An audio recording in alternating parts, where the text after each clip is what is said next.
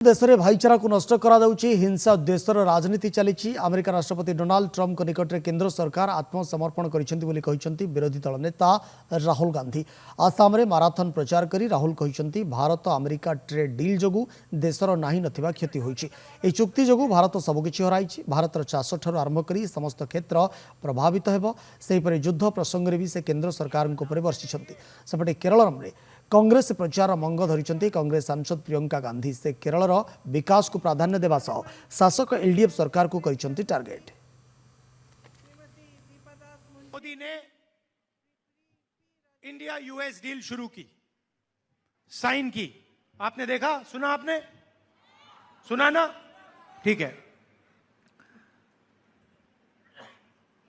आप कहोगे कि असम के चुनाव में Rahul Gandhi US India deal की बात क्यों कर रहा है, मगर इसका कारण है क्योंकि आपको समझना है आप पर दबाव कहां से आ रहा है। नरेंद्र मोदी ने यूएस डील साइन की, उसमें उसने अमेरिका को 4-5 चीजें दे दी। हिंदुस्तान के किसान, उनके खेत छोटे हैं, उनके पास कम मैकेनाइजेशन है। अमेरिका के हजारों एकड़ के खेत हैं, बहुत सारा मैकेनाइजेशन है।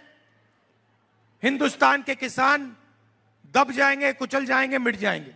And now he has signed a trade deal with them in which Indian people have to buy crores and crores of American goods and Indian farmers have to compete with highly mechanized US farms. And all this for what? Because our Prime Minister is a coward. He has no spine and he is compromised